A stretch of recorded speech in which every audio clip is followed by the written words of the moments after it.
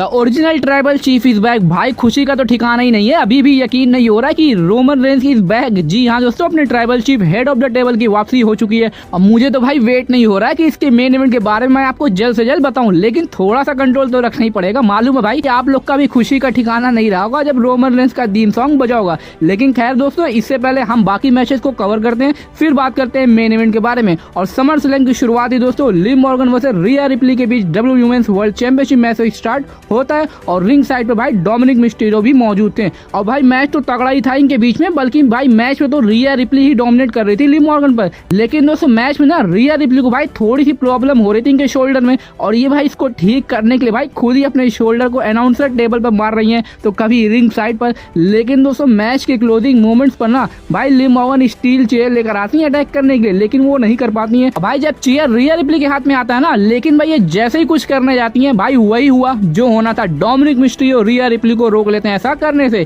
जी हाँ दोस्तों, और इसी चीज का फायदा दोस्तों लिव मॉर्गन को मिलता है और ये रिया रिप्ली पर ओब्लियम लगा देती है और लगा दोस्तों हार गई रिया रिप्ली। लेकिन शॉकिंगली हमको यहाँ पर किकआउट देखने को मिलता है और ये चीज दोस्तों देख कर तो भाई लिव मॉर्गन भी शॉक हो जाती है। लेकिन दोस्तों यही नहीं बल्कि इसके बाद भी डोमिनिक मिस्टीरियो का इंटरफेरेंस कंटिन्यू रहता है, लेकिन वो भी इस बार लिव मॉर्गन के फेवर में। और उधर भाई रेफरी का ध्यान भी डोमिनिक पर ही था और इतने में दोस्तों लिव मॉर्गन रिया रिप्ली पर एक और ओब्लियम लगा देती है, लेकिन इस बार स्टील चेयर पर। और इस बार भाई रिया रिप्ली किकआउट नहीं कर पाती है और लिव मॉर्गन को इस मैच में विक्ट्री मिल जाती है और ये अपनी चैंपियनशिप को सक्सेसफुली रिटेन भी कर लेती है। और मैच के बाद भाई ये 100% क्लियर भी हो चुका है कि डर्टी डॉन तो भाई लिव मॉर्गन के साथ ही रहने वाले, क्योंकि इसके बाद भाई ये डर्टी डॉन ना लिव मॉर्गन को किस करते हैं और उनके साथ ही वहां से चले जाते हैं। और जाहिर है भाई ये चीज देखकर तो रिया रिप्ली काफी ज्यादा शॉक भी हो जाती है। तो भाई आज फिर से खेल गए डोमिनिक मिस्टीरियो। वैसे दोस्तों आपका इस पर क्या रिएक्शन था हमको जरूर बताइएगा। उसके बाद दोस्तों शो पर आता है Sami Zayn versus Bron Breakker के बीच में इंटरकॉन्टिनेंटल चैंपियनशिप के लिए सिंगल्स मैच। और मैच भाई ये काफी शॉर्ट था लेकिन सही भी था ब्रॉन ब्रेकर को स्ट्रॉन्ग दिखाने के लिए। दोस्तों शुरुआत से ही मैच काफी अच्छे पेस पर शुरू होता है, जहां पर हमको शुरू में ही ब्रॉन ब्रेकर की तरफ से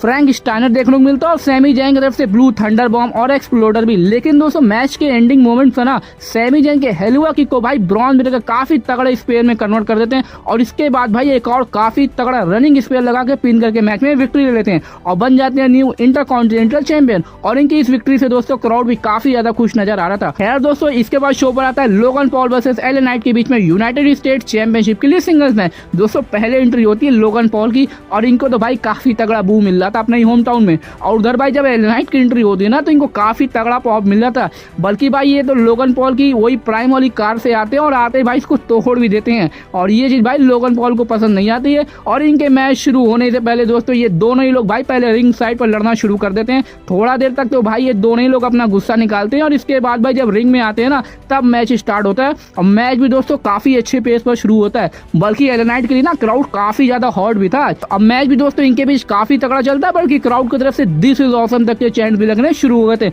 मतलब भाई एक्शन में कोई कमी नहीं थी इस मैच में, दोनों ही लोग ने डिलीवर करके दिया। बल्कि मैच में दोस्तों लोगन पॉल की तरफ से ना वन लकी पंच भी आता है, लेकिन एले नाइट इस पर किक आउट कर देते हैं। और मैच के क्लोजिंग मोमेंट्स पर दोस्तों लोगन पॉल को एमजी के ना ब्रास नकल देते हैं, लेकिन भाई लोगन पॉल हिट नहीं कर पाते हैं। और ये जैसे ही रिंग में आते हैं ना भाई एले नाइट इनके ऊपर बीएफटी लगा कर पिन करके मैच में विक्ट्री लेते हैं।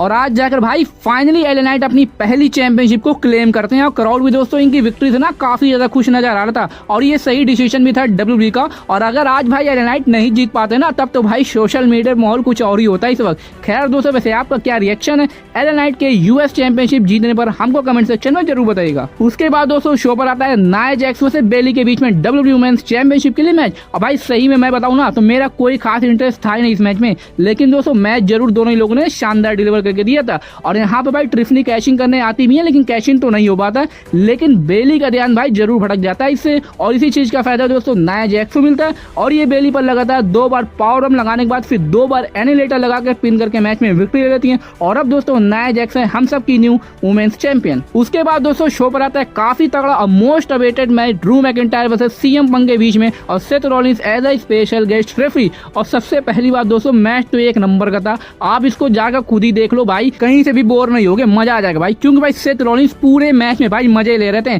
भाई, मार कोई भी खा रहा है, सबसे ज्यादा सेटिस्फेक्शन तो सेथ रॉलिंस को ही मिल रही थी मैच में। बल्कि मैच में दोस्तों ड्रू मैकिंटायर की तरफ से पहली क्लेमो किक भी आती है, लेकिन सीएम पंक इस पर किक आउट कर देते हैं। लेकिन दोस्तों मैच तब पलटता है ना जब सीएम पंक का ध्यान भाई मैच पर ना होकर ना उस ब्रेसलेट पर चला जाता है, जिसकी वजह से भाई ये ज्यादा फोकस रख ही नहीं पाते हैं मैच में, लेकिन इसके बावजूद दोस्तों इन्होंने ड्रू मैकिंटायर पर GTS लगा देते हैं, लेकिन हमको यहाँ पर भी किकआउट देखने को मिलता है। बल्कि एक टाइम पर दोस्तों सेथ रॉलिंस ही ना उस ब्रेसलेट को पहन लेते हैं और यही दोस्तों टर्निंग पॉइंट हो जाता है मैच का, क्योंकि इसके बाद भाई CM पंक मैकिंटायर को छोड़कर इनके ही ऊपर GTS लगा देते हैं, यानी भाई स्पेशल गेस्ट रेफरी डाउन हो जाता है। और इसी चीज का फायदा दोस्तों ड्रू मैकिंटायर को मिलता है और ये पहले CM पंक पर लो ब्लो लगाते हैं और फिर एक और क्लेम और किक लगाकर पिन करके मैच में विक्ट्री ले लेते हैं। जी हाँ दोस्तों, फाइनली आज जाकर ड्रू मैकिंटायर को सेटिस्फैक्शन मिलती है और इसके बाद तो भाई ये ब्रेसलेट दोबारा से पहन लेते हैं और CM पंक के ऊपर खड़े होकर भाई अपनी विक्ट्री को सेलिब्रेट करते हैं। लेकिन भाई सेथ रॉलिंस काफी गुस्से में वहां से चले जाते हैं, जो कि साफ साफ लीड कर रहा है कि CM पंक की राइवलरी इनके साथ तो अब शुरू हो चुकी है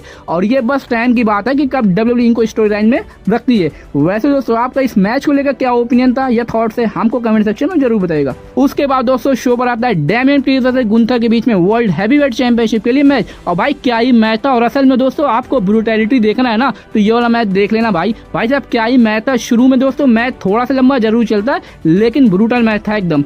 मैच में तो भाई चॉप्स पर चॉप्स आता है, डैमियन प्रीस्ट की तरफ से साउथ ऑफ हेवन मूव आता है, लेकिन फिर भी भाई गुंथर मैच में बने रहते हैं। और यहाँ पर दोस्तों गुंथर को छोड़िए भाई डैमियन प्रीस्ट तो हारने को एकदम तैयार ही नहीं थे, बल्कि मैच में तो दोस्तों गुंथर के भाई सीने से ब्लड तक निकलने लगता है। और ये मैच तो भाई आज के शो का ना मैच ऑफ द नाइट बन चुका है। लेकिन दोस्तों मैच के क्लोजिंग मोमेंट्स पर ना भाई फिन बैलर आ जाते हैं, लेकिन गुंथर इनके ऊपर भी अटैक कर देते हैं और इसके बाद तो भाई डैमियन प्रीस्ट का दिमाग ही घूम जाता है और ये गुंथर पर दो बार काफी तगड़ी तगड़ी क्लोज लाइन लगाने के बाद साउथ ऑफ हेवन मूव लगाते हैं, लेकिन पिन फॉल के टाइम भाई फिन बैलर गुंथर का पैर रोप पर रख देते हैं, जिसकी वजह से पिन ब्रेक हो जाता है। तो भाई आज जाकर फाइनली फिन बैलर ने डैमियन प्रीस्ट को धोखा दे दिया है और यहाँ से दोस्तों ये भी क्लियर हो चुका है कि द जजमेंट डे भी लगभग बिखरी चुकी है। लेकिन दोस्तों फिन बैलर की इस हरकत के बाद ना भाई डैमियन प्रीस्ट का गुस्सा समझता ही नहीं है, बल्कि गुंथर दोस्तों इनको स्लीपर होल्ड में भी लॉक कर लेते हैं, लेकिन फिर भी भाई ये फिन बैलर पर अटैक करने की कोशिश करते हैं, यानी भाई इनका भी फोकस मैच से हट जाता है और इसी चीज का फायदा दोस्तों गुंथर को मिल जाता है और ये एक और पावर आर्म लगाने के बाद स्लीपर होल्ड में लॉक कर लेते हैं और इस बार भाई डैमियन प्रीस्ट फेड आउट हो जाता है। गुंथर की इस मैच में विक्ट्री हो जाती है और अब दोस्तों गुंथर है हम सबके new WWE world heavyweight champion. तो भाई मैच तो तगड़ा था, लेकिन फिन बैलर ने भाई आज डैमियन प्रीस्ट को धोखा देकर इनके साथ राइवलरी का हिंट दे चुके हैं और अब तो भाई मंडे नाइट रॉ पर ही क्लियर होगा कि आखिर अब जजमेंट डे की स्टोरी लाइन कैसे चलती है। वैसे दोस्तों आपका गुंथर की इस विक्ट्री पर क्या रिएक्शन है, हमको जरूर बताइएगा। और अब हम दोस्तों बात करते हैं शो के मेन इवेंट के बारे में, कोडी रोड वर्सेस सोलो सिक्वा के बीच में अनडिस्प्यूटेड WWE चैंपियनशिप के लिए ब्लड लाइन रूल्स मैच। और भाई कोडी रोड की एंट्री तो भाई पूरा बैक स्टेज से दिखाया जाता है, उनका बस से निकलने से लेकर बैक स्टेज कॉस्ट्यूम का पहनना और फिर एंट्री करना शानदार था भाई। अलग ही लेवल पर इस वक्त WWE का प्रोडक्शन चल रहा है और भाई फिर सेम वही चीज मैच शुरू होते ही वी वांट रोमन के काफी तगड़े तगड़े चैंट लगने शुरू हो गए थे। भाई वेट करो, अभी बात करते हैं इसके बारे में। अब मैच की बात करें तो भाई काफी तगड़ा मैच था ये, बल्कि मैच में कोडी की तरफ से कोडी कटर आता है, क्रॉस रोड भी आता है और यही नहीं बल्कि सोलो सिक्वा भी आज काफी टक्कर दे रहे थे, लेकिन ब्लड लाइन के इंटरफेरेंस भी होता है मैच में। और यहाँ पे भाई आज हमको रैंडी ऑर्टन ना केविन ओवेंस का भी रिटर्न देखने को मिलता है। जी हाँ दोस्तों, और ये आके भाई टैमा टोंगा लोग को संभाल लेते हैं, लेकिन इसके बाद भाई फिर जैकब फाटो की एंट्री होती है और ये आकर भाई कोडी रोड की एकदम हालत ही खराब कर देते हैं और लगा भाई आज तो जीत गए भाई सोलो सिक्वा।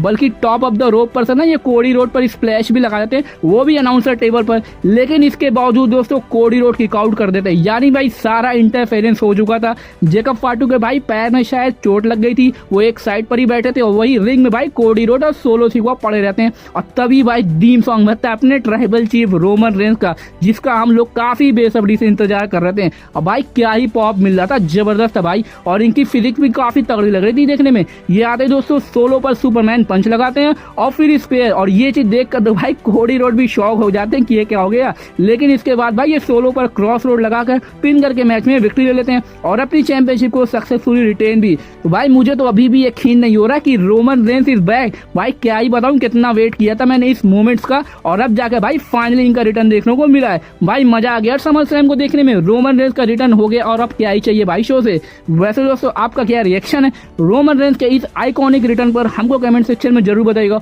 और अगर वीडियो अच्छी लगी तो इसको लाइक और ज्यादा शेयर जरूर करिएगा ऐसी WWE की इंटरेस्टिंग वीडियोस के लिए।